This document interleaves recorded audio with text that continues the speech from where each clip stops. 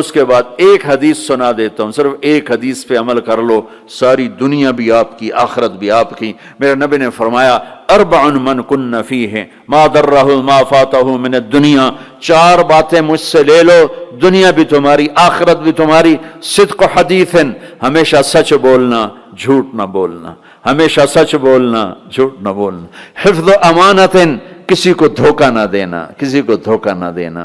سارے ایسے ترقی یافتہ ملکوں میں ہمارے انڈیا پاکستان کے نوجوان دھوکہ دیتے ہیں لڑکیوں کو، مقامیوں کو، کہ ان سے شادیاں کرتے ہیں، پیپر بنا لیں، پیپر بنتے ہیں پھر بھاگ جاتے ہیں۔ میرے نبی کو بدنام نہ کرو، میرے نبی کو شرمندہ نہ کرو۔ ایک واقعہ لکھا ہے احسان دانش نے کہ دہلی میں جب انگریز کا راج تھا تو ایک یہ جو پک پاکٹ والا سردار تھا، اس کے آگے چیلے تھے، تو اس کا ایک چیلا، ایک شاگرد صرف 2 روپے لے کر آیا شام کو، تو اس نے اس کو پٹائی کی کہ صرف 2 روپے۔ اس نے کہا استاد آج بہت موٹا مال کمایا تھا، آج ایک انگریز کی جیب کاٹی تھی، ان میں بڑے پیسے تھے، لیکن جب میں 4 قدم چلا تو مجھے خیال آیا کہ قیامت کے دن اگر عیسیٰ علیہ السلام نے میرے نبی کو گلہ دے دیا کہ آپ کے امتی نے میرے امتی کی جیب کاٹی تھی، تو مجھے ان کی وجہ سے، میری وجہ سے میرے نبی کو شرمندہ نہ ہونا پڑے، تو میں نے جا کر اس کو واپس کر دیے اور یہ 2 روپے اپنے دے کھسکا کے لائیں۔ تو وہ اس کا استاد بھی رونے لگا کہ بیٹا یہ 10 روپے تیرا آج کا انعام ہے، تو نے کمال کر دیا۔ تو میرے عزیزو، ایسا کام نہ کرو جس سے تمہارے نبی کو شرمندہ ہونا پڑے۔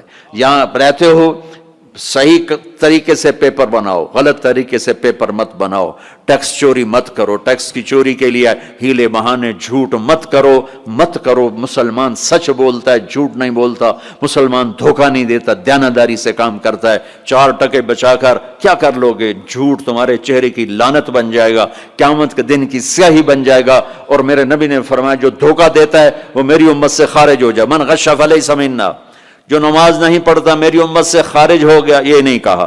جو روزہ نہیں رکھتا میری امت سے نکل گیا، یہ نہیں کہا۔ جو دھوکہ دیتا ہے میری امت میں سے نکل گیا، میری امت میں سے نہیں ہے۔ تو یہاں رہنا ہے تو سچائی کے ساتھ رہو، دیانتداری کے ساتھ رہو۔ شادیاں کی ہیں تو پھر نبھاؤ، پھر اس سے نبھاؤ، پہ فراڈ نہ کرو۔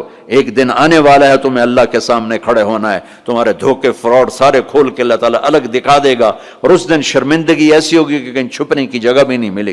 تو اللہ کے واسطے ایسے مسلمان بنو کہ تمہارے ذریعے سے تمہارا اسلام چمکے، روشن ہو، یہاں کی حکومت تمہاری تعریف کرے۔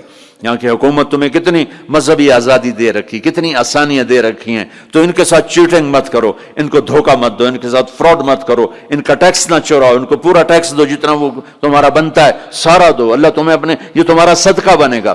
زکوٰۃ تو مسلمان کو دی جاتی ہے، یہاں تمہیں نظر نہیں آتا، اپنے پاکستان میں، انڈیا میں زکوٰۃ بھیجو، لیکن صدقات ان کالوں کو دو جو غربت کے مارے تمہارے گھروں میں کام کرتے ہیں، تمہارے پاس کام کرتے ہیں، ان کو صدقات دو، نفلی صدقات، ان کو جتنا دے سکتے ہو دو، یہ تمہارے ہمدرد بنیں گے، تم سے محبت کریں گے، تم سے تمہارے قریب آئیں گے، تمہارے احسان مند ہوں گے۔ مسلمان بخیل نہیں ہوتا، مسلمان سخی ہوتا ہے۔ تم ایسے جوڑ کے کیا کرو گے؟ قبر میں کتنے لے کے جاؤ گے؟ تو میرے نبی نے فرمایا ایک سچ بولو، ایک دھوکہ نہ دو۔ تیسرا فرمایا اخلاق اچھے کرو، حسن خلیقت، اپنے اخلاق اچھے کرو۔ اور چوتھا فرمایا عفت فی طعمت، رزق حلال کمانا، حرام نہ کمانا۔ یہاں آ کے شراب کی دکان نہ کھول بیٹھنا کہ پیسے زیادہ بنتے ہیں، آگ لگا دو اس کمائی کو جس پہ تمہارا اللہ ناراض ہو اور اللہ کا رسول ناراض ہو۔ تمہارا ایک رینڈ جو حلال کا ہے تمہارے لاکھوں حرام کے رینڈ سے زیادہ اللہ کو محبوب اور پسند ہے، اور اس میں زیادہ برکت ہے۔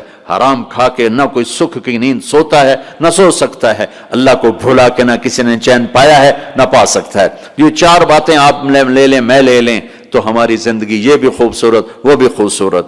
سچ بولنا، کسی کو دھوکہ نہ دینا، دیانتداری، اخلاق اچھے کرنا، رزق حلال کمانا۔ حضرت سعد بن معاذ بیٹھے تھے، ہمارے نبی کی نظر پڑی ان کے ہاتھوں پر، ہاتھ بڑے سخت تھے۔ آپ نے کہا تیرے ہاتھ کیوں سخت ہیں؟ کہا جی بچوں کے لیے روٹی کماتا ہوں تو ہاتھ سخت ہو گئے۔ تو آپ نے ان کے ہاتھوں کو پکڑ کے بوسہ لیا ایسے اور فرمایا بچوں کو حلال کھلاتے جو ہاتھ ایسا ہو جاتا ہے اس پہ جہنم کی آگ حرام ہو جاتی۔ ہماری تو آپ کی کمائیوں میں سچ اور دیانتداری ہو تو اللہ کی قسم 24 گھنٹے نماز لکھی جائے گی. پانچ نمازیں نہیں لکھی جائیں گی، 24 گھنٹے کے سجدے لکھے جائیں گے. کام میں، جاب میں، شاپ میں، کاروبار میں، اپنی ملازمت میں اگر آپ سچائی اور دیانتداری والے ہو تو آپ کا ہر لمحہ خوبصورت ہے اور نماز اور بندگی ہے. اپنی فیملیز کے ساتھ رہتے ہو، ماں باپ ہیں ان کی دعا لے لو، ان کی دعا لے لو. بیویاں ساتھ ہیں ان کو عزت دو، احترام دو. گھر والوں کو حسن سلوک سے رکھنا یہ بہت بڑا ایمان ہے. میرے نبی نے فرمایا سب سے اعلیٰ درجے کا مسلمان وہ جو بیوی کے ساتھ اچھا سلوک کرتا. پھر آپ نے کہا میں اپنی بیویوں کے ساتھ سب سے اچھا سلوک کرتا. تو وہ ایک نوجوان میرے پاس آیا، کہنے لگا جی بیوی سے جھگڑا بہت ہوتا ہے تو مجھے کوئی تعویذ دے دو. میں نے کہا بیویوں پہ تعویذ چلتے ہی کوئی نہیں. کہنے لگا کیا کروں؟ میں نے کہا ایک طریقہ بتاتا ہوں. کہنے لگے بتائیں. میں نے کہا ہر دفعہ جب کھانے پہ بیٹھو 2-3 لقمے اپنے ہاتھ سے کھلا دیا کرو. کہنے لگا اس سے کیا ہوگا؟ میں نے کہا یہ تو تم بعد میں دیکھو گے کیا ہوگا، تم کرو تو صحیح. کوئی 2 ہفتے گزرے، میری اس کی اچھی دوستی تھی، اللہ اس کی بخشش فرمائے، تو فوت ہو گیا. میں نے پوچھا، اس کا فون آ گیا نا، تو میں نے پوچھا وہ میری بات پہ عمل کیا؟ کہنے لگا نہیں. میں نے کہا کیوں؟ کہنے لگا شرم آتی. میں نے کہا لڑتے ہوئے شرم نہیں آتی؟ بولا عورت بھی کوئی ذات ہے جس سے لڑا جائے. وہ غصے میں بھی آئے تو کمزور ہے، کمزور سے درگزر کرنا ہی انسانیت ہے. میرے نبی نے فرمایا شریف آدمی بیوی سے دب کے چلتا ہے اور کمینہ آدمی بیوی کو دبا کے چلتا ہے. تو میں کمینہ بن کے نہیں رہنا چاہتا، میں شریف بن کے رہنا چاہتا ہوں. یغلبہن اللئیم ویغلبن الکریم لان اکون مغلوبا کریما احب علی من ان اکون لئیما غالبا. سبحان اللہ. کہ میں شرافت والا بننا چاہتا ہوں، کمینہ نہیں بننا چاہتا.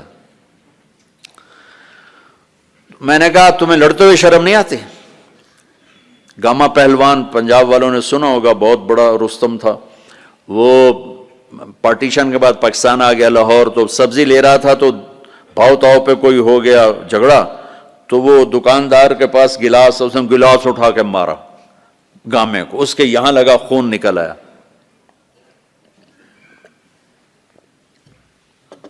اس نے چپ کر کے پگڑی کھولی اور نیچے سے یوں اس کو لا کر باندھ کے چل پڑا. تو لوگ انہوں نے اس کو پکڑ لیا، پہلوان جی اے ماڑا جا بندہ تو انہوں مار گیا، تُسے انہوں آکھی کچھ نہیں، تُسے تو پہلوان. کہنے لگا ماڑے نو مار دیا شرم آتی ہے. وہ کہنے لگا کمزور کو مارتے ہوئے شرم آتی. تو عورت پہ ہاتھ اٹھانا یا گالیاں دینا، اس کے ماں باپ کو گالیاں دینا، یہ تو جانوروں کا کام ہے، انسانوں کا کام تو نہیں ہے. میں نے کہا کر اور مجھے بتا. کوئی 2 گھنٹے بعد اس کا فون آیا کہ مولانا صاحب کمال ہو گیا. میں کیا ہوا؟ کہ میں نے اس کے منہ میں لقمہ ڈالا، وہ منہ تھے کھلے رہ گئے، منہ کھلے رہ گیا. مجھ سے کہنے لگی تو خود تو کر نہیں سکتا، کس نے تمہیں یہ سکھایا ہے؟ کس نے سکھایا؟ اس نے کہا مجھے مولوی طارق جمیل نے سکھایا. انہوں نے ایسے چولی اٹھا لی. اللہ مولوی طارق جمیل اور اس کے بچوں کا بھلا کرے جس نے تمہیں انسان بنایا. اپنے گھروں کو آباد کرنا ہے تو اخلاق اچھے کرو، بول میٹھا کرو. بچے ساتھ ہیں ان کو محبت سے لے کر چلو. آپ ایسے دیس میں ہو جہاں ہمارا دینی ماحول نہیں ہے، آپ کو بنانا پڑے گا. اور دینی ماحول بنانا ماشاءاللہ بہت مسجدیں دیکھیں، مدرسے دیکھے، بہت خوشی ہوئی، لیکن ماحول بنانے کے لیے کچھ اور بھی ہے. محبت دو. علماء سے کہتا ہوں آپس میں پیار و محبت کی فضا قائم کرو. شدت پہ نہ چلو، نرمی پہ چلو، فتوے بازی پہ نہ چلو، محبت سے چلو. اختلاف رائے کرو، پر اختلاف رائے کو کفر تک پہنچا دینا، حرام تک پہنچا دینا، یہ اہل علم کا کام نہیں ہے. اہل علم ہوتے ہیں جو حلیم ہوتے ہیں، وقور ہوتے ہیں، اور وہ درگزر کرنے والے ہوتے ہیں، محبت کرنے والے ہوتے ہیں، معاف کرنے والے ہوتے ہیں، برداشت کرنے والے ہوتے ہیں. چھوٹی چھوٹی باتوں پہ فتوہ بازی اس سے بچو. اللہ تعالیٰ نے جو ہمیں یہ تبلیغ کا کام دیا ہے، اس میں آپ سب سے نیت کرواتا ہوں کہ 4 مہینے لگانے کی ساری نیت کر لو. کرتے نا نیت انشاءاللہ. اور چھوٹی سی تشکیل کرتا ہوں کہ ہر مہینے 3 دن آپ لگا لیا کریں. اللہ کا فضل ہے، تبلیغ کا کام تو ہر جگہ ہو رہا ہے. اب ہر مہینے صرف 3 دن جانا شروع کریں. جنید جمشید مرحوم کو میں نے یہ کہا تھا کہ تو 3 دن لگانا شروع کر. وہ کہنے لگا میں تو ناچتا ہوں، سٹیج پہ گاتا ہوں، میں 3 دن لگاؤں گا. کیسے لگاؤں گا؟ میں ادھر یہ کرتا ہوں، ادھر تبلیغ کروں. میں نے کہا یہ تیری ڈوز ہے، دوا ہے، تو دوا شروع کر، صحت ہو جائے گی. 97 کی یہ بات ہے. اس نے بات پلے باندھ لی. ہر مہینے 3 دن لگا لیتا جب کراچی میں ہوتا. جب نہیں ہوتا تھا تو پھر نہیں ہوتے تھے. جب کراچی میں ہوتا تو 3 دن. 97 98 99 2000 اور 2001 میں 4 مہینے کے لیے نکل گیا. تو آپ سب مجمع ماشاءاللہ نوجوانوں کا ہے، 3 دن لگاؤ گے، ٹھیک ہے نا؟ اور اگر کوئی اس مجمع میں کسی سے ناراض ہے تو اٹھنے سے پہلے ہی اس کو معاف کرے.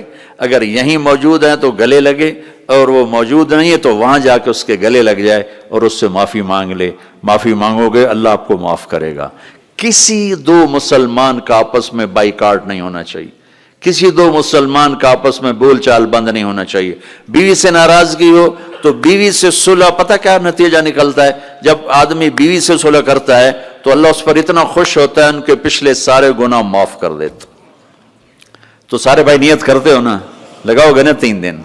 بھائی دعا کے بعد نکلنا ہوگا تو بھائی مسافر 2 گھنٹے میں نے آپ کے ساتھ بات کی ہے تو میں روبوٹ تو نہیں ہوں نا، میں بھی اب تھک چکا ہوں. تو بھائی مسافر نہ کرنا. مسافر اتنے رش میں مسافر کرنے بھی نہیں چاہیے. بس زبان سے آپ سلام کو میں جواب دوں گا. درود شریف پڑھو.